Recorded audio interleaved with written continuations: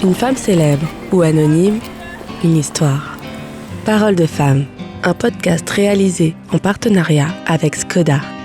Paroles de femmes. Ici, elles mènent leur vie comme elles l'entendent et elles assument tout. Curieuses, audacieuses, courageuses et passionnées.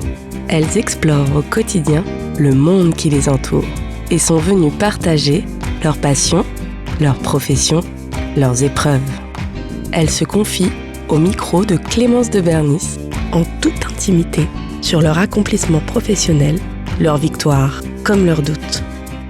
Paroles de femmes, un podcast réalisé en partenariat avec Skoda. Skoda. Clara Isé, vous présenter est un peu vertigineux car s'il est une femme qui sait manier les mots avec grâce et puissance, c'est bien vous. Vous faites de votre sensibilité une arme douce au service de la musique comme de la poésie. Après un premier EP qui a immédiatement trouvé son public, votre chanson Douce, nommée aux Victoires de la musique, vous a propulsé sous le feu des projecteurs. Cette chanson, à la fois fragile et brûlante, révèle autant votre âme de chanteuse que celle de poétesse. Car oui, derrière cette voix singulière, il y a une plume qui transforme les émotions les plus intenses autant en chant qu'en poésie. Il faut dire que l'art coule dans vos veines depuis toujours, un père peintre, un goût instinctif pour la musique dès l'enfance, des influences éclectiques entre lyrisme, musique du monde et sonorités plus modernes. Aujourd'hui, vous venez de terminer une tournée de presque 2 ans, marquée par des Olympias complets et des salles combles en France comme en Europe. Et comme si cela ne suffisait pas, vous publiez actuellement votre 2e recueil de poèmes, Des lances entre les phalanges. Bonjour Clara. Bonjour Clémence. La musique est rentrée très jeune dans votre vie par le violon et le chant lyrique. Comment est-ce que c'est arrivé ? Parce que c'est pas très classique, le lyrisme dans l'enfance. C'est arrivé moitié par hasard, moitié parce que j'adorais la musique comme plein d'enfants, donc je passais beaucoup de temps à chanter chez moi et on m'avait demandé qu'est-ce que je voulais faire et j'ai choisi le violon, mais j'étais vraiment toute petite, j'avais 4 ans. J'ai fait 10 ans de violon jusqu'à mes 14 ans. Et après, la vraie grande rencontre pour moi dans ma vie, ça a été une professeure de chant qui était extraordinaire, qui s'appelle Iva Barthélémy. Et ma grand-mère a rencontré Iva par hasard. Iva avait 70 ans, je pense déjà, l'âge de ma grand-mère à peu près à l'époque. Il se trouve que j'avais l'âge de sa petite fille à qui elle voulait donner des cours, donc elle m'a pris sous son aile et j'ai travaillé avec elle pendant 10 ans, jusqu'à mon entrée au conservatoire. Pendant toutes les premières années, comme j'étais très jeune, on a fait que de la technique vocale sans faire du tout de morceaux, quoi. Et puis moi, en fait, je suis devenue complètement obsédée par cette langue, par cette technique. Je demandais à passer la journée chez elle, donc j'écoutais tous les cours, je restais dans un coin de la pièce toute la journée, j'écoutais. Et après, j'avais mon cours à moi. Elle m'embarquait avec elle dans les masterclass. Et puis ça m'a fascinée. Iva m'a transmis sa passion. Toute la technique vocale chez elle était basée sur le souffle, sur un truc très physique, très corporel, alors que c'était beaucoup moins le cas à l'époque. Dans la technique vocale, elle m'a embarquée avec elle. Vous aviez quel âge ? Parce que la technique vocale, ça peut être un peu rébarbatif quand on est jeune. Avec elle, ça l'était vraiment pas.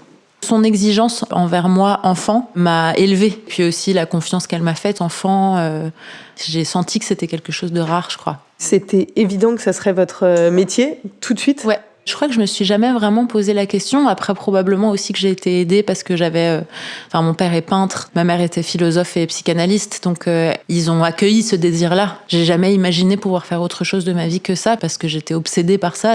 Vous avez cette formation lyrique, également au conservatoire.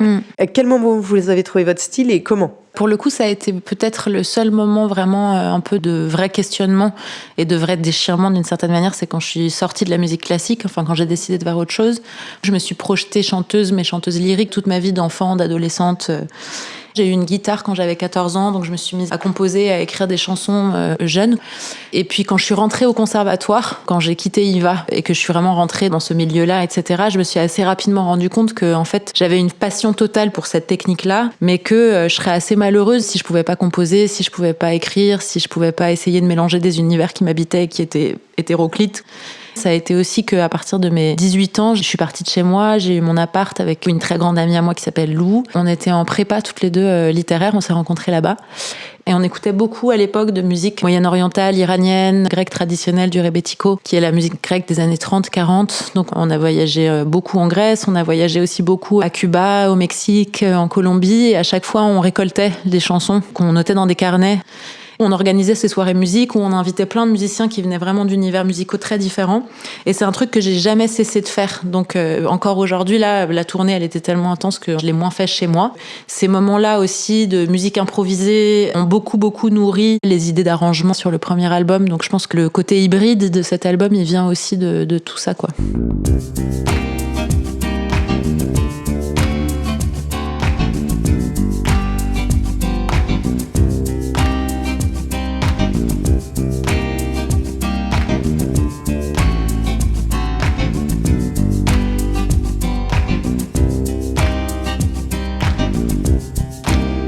Votre premier EP, Le Monde s'est dédoublé, a tout de suite reçu un bon accueil. Le jour où il sort, c'est vraiment le saut dans le vide. Comment vous vous sentiez, vous vous souvenez ? C'est un peu un miracle qu'il y ait eu une réception. Après, elle était relative quand même sur ce premier EP. Mais c'est vrai qu'il y a eu une réception alors que c'est un objet hyper bizarre quand même. Que je l'ai enregistré dans une cave avec des amis en 5 jours. Par rapport à mon premier album, ça a rien à voir comme recherche. Enfin, j'avais mes potes que j'adorais avec qui on faisait de la musique. On a enregistré ce truc.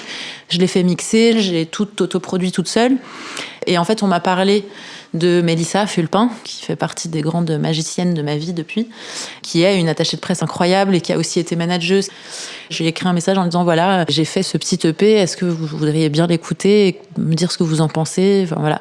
Elle a adoré. Je l'ai rencontrée, elle m'a dit, ok, si on commence à travailler ensemble, peut-être faut que tu fasses un clip. Donc je me suis dit, n'ayant pas d'argent pour produire un clip, je vais le réaliser moi. Je me suis lancée dans un truc et je me dis, aujourd'hui, c'est génial dans le sens où il y a vraiment des choses qu'on fait pas si on sait trop à quel point c'est galère. Et à l'époque, je pense que n'ayant eu aucune expérience avant de tournage ni quoi que ce soit, je me suis lancée dans un truc énorme. Au final, on s'est retrouvés à 35 sur le plateau pendant 4 jours. Tout ça étant que des gens qui ne venaient pas payer. C'était des amis d'amis, des gens à qui j'envoyais un scénario que j'avais écrit. Et j'ai remué ciel et terre avec cette équipe pour que ce clip existe. Par exemple, il y avait un personnage que j'ai fait le jouer à Lou et à 2 autres potes que je voulais en combi en latex rouge. Je me retrouve avec 2 potes à aller dans les sex shops de Pigalle pour leur dire, mais vous voudrez pas nous louer des combinaisons en latex rouge ? Et eux qui nous disent, non, on peut pas vous louer des combinaisons en latex rouge. Enfin, en vrai, c'était hyper drôle.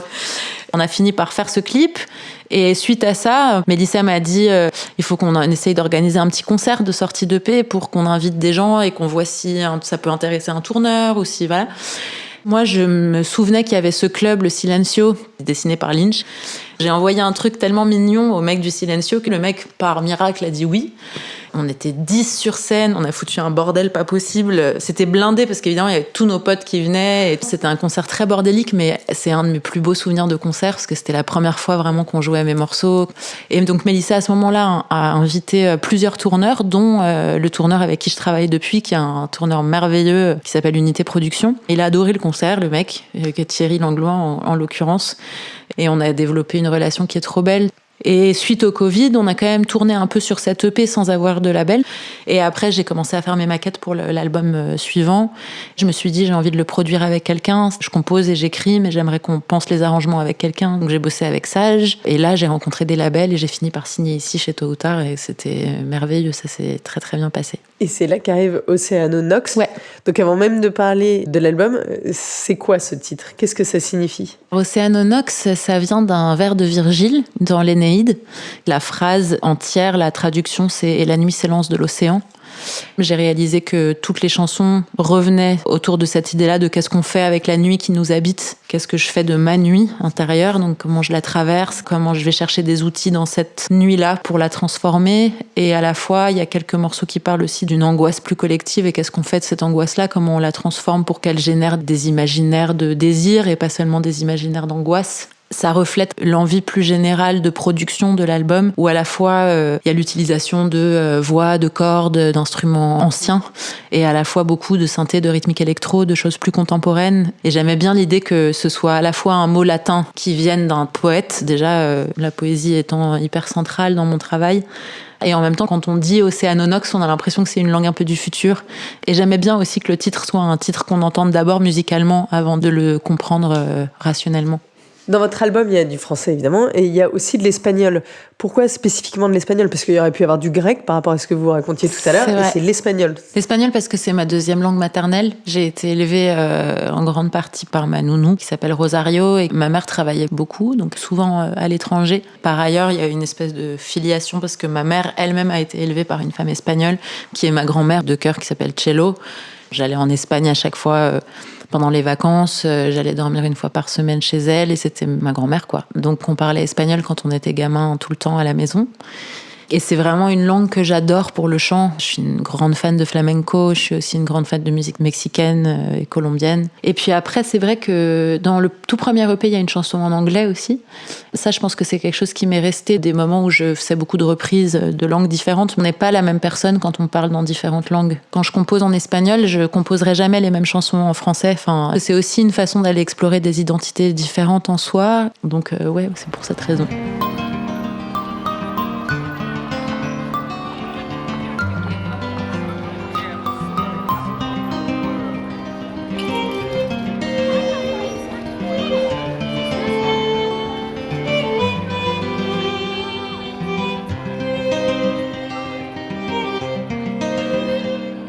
Et je voudrais qu'on s'arrête un peu sur le titre Douce, parce que c'est quand même celui qui vous a projeté sur le devant de la scène.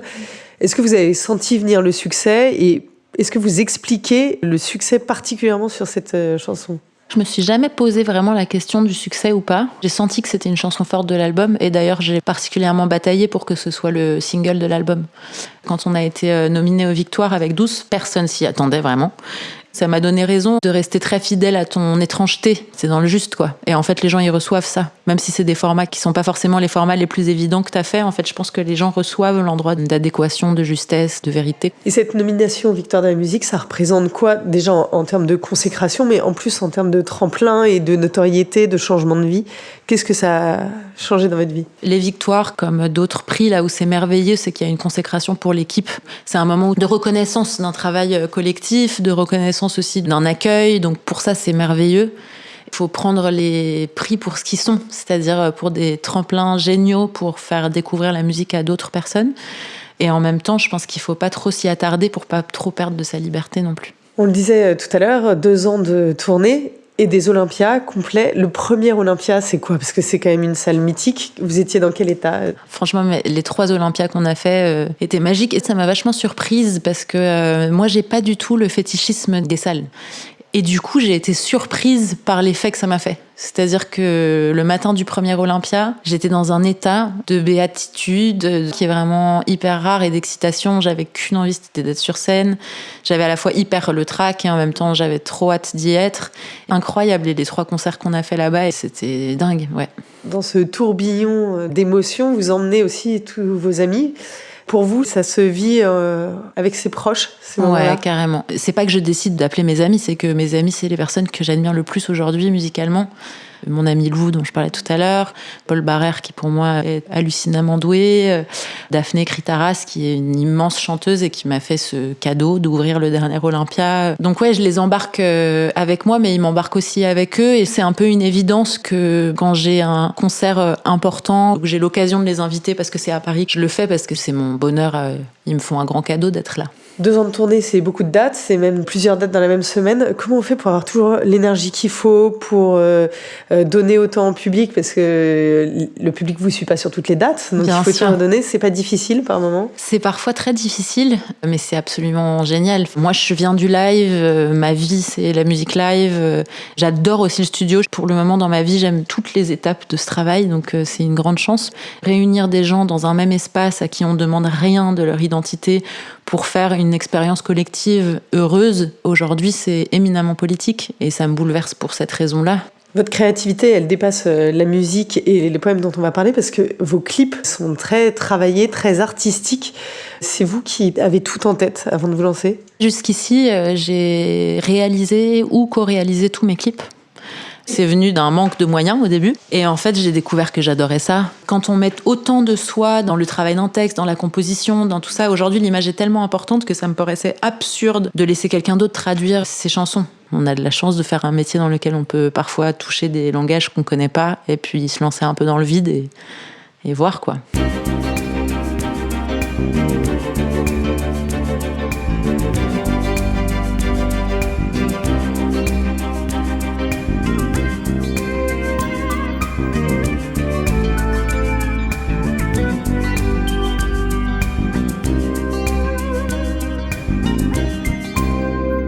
En parallèle de la musique, vous avez donc la poésie.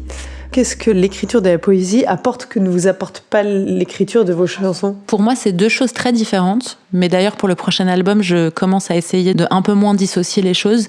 Là où c'est intéressant, c'est quand il y a suffisamment d'espace dans le texte pour que la musique s'engouffre et suffisamment d'espace dans la musique pour que le texte trouve sa place. Et que quand il y a vraiment une alchimie entre les deux, il y a ce troisième langage qui arrive, qui est la chanson. Alors que la poésie, c'est une langue qui est tout le temps en résonance avec le silence. On est construit sur un grand silence et la poésie, elle vient creuser à cet endroit-là. Alors que la chanson, elle est constituée de cette langue émotionnelle-là déjà très forte qu'est la musique. Vous avez également publié un roman, Mise à feu. Encore un autre exercice, c'est totalement autre chose. C'est des médiums différents pour essayer de rendre compte de quelque chose de l'ordre de l'indicible en soi. Donc là-dessus, c'est lié. Dans le roman, c'était passionnant de traverser ce moment-là où, évidemment, tu peux écrire quand t'es inspiré. C'était très intéressant pour ça. Et puis, il y a aussi il y a toute une dimension qui est géniale dans le roman, qui est aussi la naissance des personnages. Et qu'à un moment donné, il fallait que je les suive parce qu'ils existaient maintenant. Et ça, j'ai trouvé ça passionnant, ouais. Quelle est la définition de la femme inspirante, selon vous ? Je dirais une certaine forme de radicalité et de liberté. Quelles femmes vous ont inspiré ? Yva Barthélémy, ma professeure de chant, ma mère, ma sœur, Lou, mon amie. Et après, évidemment, Ingeborg Bachmann, Marina Tsvetaeva, Anna Akhmatova, des poétesses beaucoup, Nina Simone, Maya Angelou, Lhasa, Maria Callas, beaucoup. Voilà. Est-ce qu'il y a un artiste ou une artiste avec qui vous aimeriez chanter ? Rosalia, Nick Cave, Saint-Levant. Votre moment le plus fort sur scène ? Il y en a plusieurs, mais la dernière grande claque que je me suis prise, c'était le tout dernier concert de la tournée qui était à l'Olympia. Le dernier Olympia, c'était un des plus extraordinaires souvenirs de concert de ma vie. Ouais. Grâce au public ? Le public qui était incroyable, le fait que c'était la dernière date après 2 ans de tournée, après 180 dates avec toute mon équipe, donc on était tous ultra émus. Après aussi toute une part inexplicable, il y a eu une magie cette nuit-là. Une galère ou un moment un peu compliqué sur scène ? Le tout premier concert qu'on a fait avec cette équipe, qui était avant même la sortie de l'album, on a fait un concert à France Inter. C'était un peu fou de faire ça parce qu'on n'avait pas encore sorti l'album. J'étais hyper stressée. Je suis entrée sur le plateau, je me suis cassé la gueule. Et ensuite, j'ai pris la guitare. Le truc de la guitare a lâché. Donc, je me suis retrouvée, j'avais l'impression d'être dans un gag.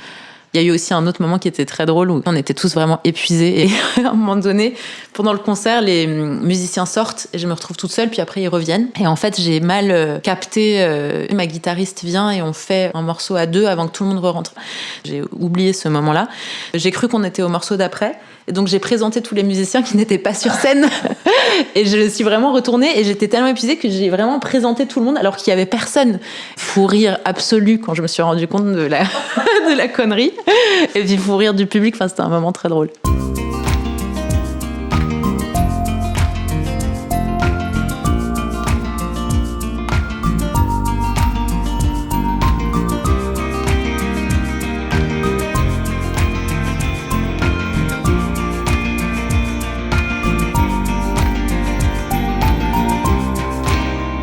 Votre plus grande peur en tant qu'artiste ? Perdre l'obsession de trouver la singularité de ce qu'il y a à dire. Est-ce qu'il y a un moment dans votre carrière où vous avez douté au point de vouloir renoncer ?